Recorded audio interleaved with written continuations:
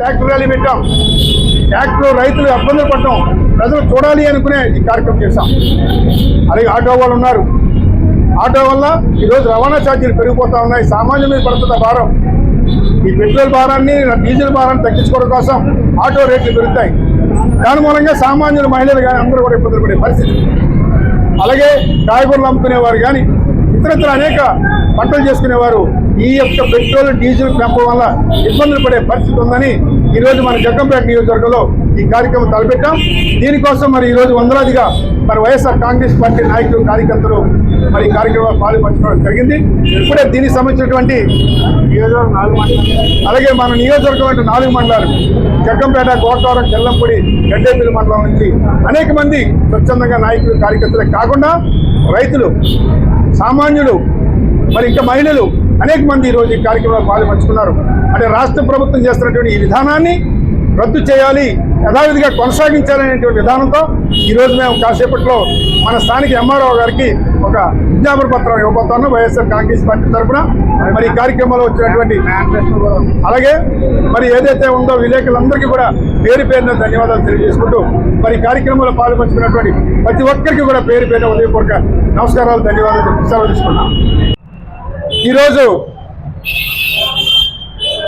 YSR Congress party అధినేత, ఈ రాష్ట్ర మాజీ ముఖ్యమంత్రి వర్యులు శ్రీ వైఎస్ జగన్మోహన్ రెడ్డి గారి యొక్క పిలుపు మేరకు రాష్ట్ర వ్యాప్తంగా ఈరోజు ఇటీవల రాష్ట్ర ప్రభుత్వం మరి కనీవిని రీతిలో ఈ దేశంలో ఏ రాష్ట్రంలోనే చేయని విధంగా సామాన్యులు, రైతులు, ఇతర సామాన్యులు వాడుకునేటువంటి డీజిల్, పెట్రోల్ ధరని అధిక భారం వేయడం జరిగింది. మన 4 రోజుల నుంచి కూడా అమలు చేయడం జరుగుతూ ఉంది.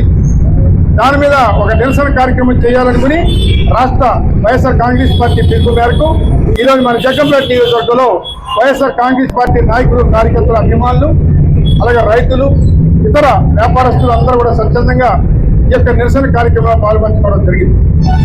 మరి ఇటీవల మనం చూస్తూ ఉన్నాం, ఈరోజు గత ఎన్నికల్లో ఇదే రాష్ట్ర ముఖ్యమంత్రిగా అప్పట్లో ప్రతిపక్ష నేతగా చంద్రబాబు నాయుడు గారు, అలాగే వారి కుమారుడు లోకేష్ గారు చాలా ఇదిగా ప్రజలను మోసం చేసే కార్యక్రమం చేశారు.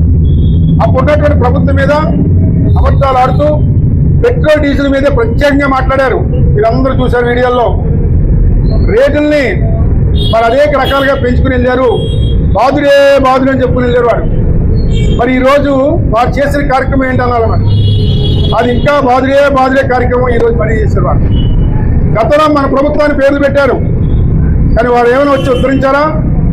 దానికి కొనసాగింపుగా ఇంకా ఎక్కువగా మరి మన పక్క రాష్ట్రాలు తెలంగాణలో కానీ, తమిళనాడులో కానీ, ఒరిస్సాలో కానీ, ఒరిస్సా ఎక్కడైనా సరే ఈ రాష్ట్రంలో, ఈ దేశంలో ఉన్నటువంటి 4-5 రాష్ట్రాలు, మన పక్క రాష్ట్రాలు ఎక్కడా లేని విధంగా మన రాష్ట్రంలోనే అధికంగా మరి పెట్రోల్ ధరని, డీజిల్ ధరని పెంచే కార్యక్రమం ఈరోజు ఈ తెలుగుదేశం ప్రభుత్వం, కూటమి ప్రభుత్వం చేయడం జరిగింది మన రాష్ట్రంలో. అంటే దీని మూలంగా రైతాంగం మొదలుకొని సామాన్యులకు దగ్గర నుంచి అందరూ కూడా ఇబ్బందులు పడేటువంటి పరిస్థితి ఈరోజు వ్యాపారస్తులు కానీ, చిన్న సన్నకారు రైతులు కానీ, సన్నకారు వ్యాపారస్తులు కానీ దెబ్బతినే పరిస్థితి. ఎందువల్లంటే ఈరోజు వీటి మీద ఆధారపడేటువంటి వారు, ఆ జీవనోభివృద్ధి మీద ఆధారపడేటువంటి వారు అనేక కుటుంబాలు ఉన్నాయి. ఒక రైతు ఉన్నాడంటే, ఒక ట్రాక్టర్ నడుపుకోవాలంటే డీజిల్ పోసుకోవాలి. ఆ డీజిల్ రేట్లు 3 రూపాయలు పైగా పెంచుకుని వెళ్ళారు లీటర్కి. అలాగే పెట్రోల్ కూడా 3 రూపాయలు పైగా పెంచుకుని వెళ్ళారు. ఈ రకంగా కోట్లాది రూపాయలు ఈ రాష్ట్రంలో ప్రజల మీద భారం మోపి ఈరోజు రేట్లు పెంచడం జరిగింది.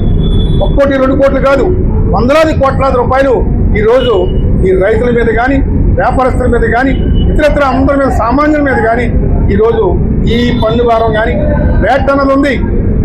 దాన్ని మరి ఈ రాష్ట్ర ప్రభుత్వం దాన్ని కంట్రోల్లో చేసుకోవాల్సిన అవసరం కూడా ఉంది.